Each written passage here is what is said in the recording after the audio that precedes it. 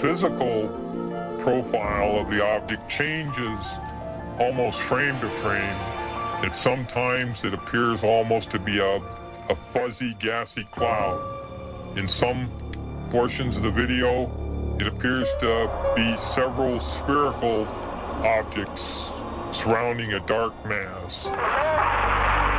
To get a better look at the flight characteristics of the Nellis UFO, sightings consulted with Chip Peterson, a video processing expert. He stabilized and enhanced several minutes of the S-30 video. I basically moved each frame, and you can see the frames actually moving now, showing the degree that I had to move the image in order to keep this object stable in the center. The stabilized image clearly shows the odd shape of the object shifting and turning in the sky.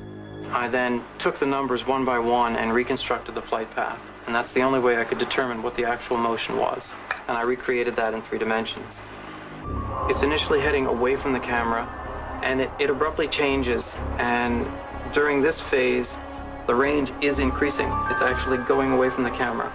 And at this point, it changes direction. Wind wouldn't do that. It wouldn't change that abruptly.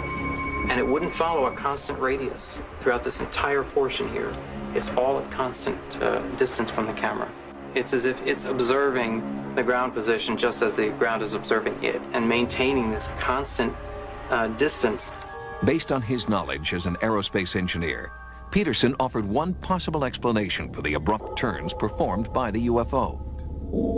You could interpret it as if it determined it was on radar at this point. Perhaps if you're on radar, of course you can sense that in all of our fighter planes. You know when you're being tracked.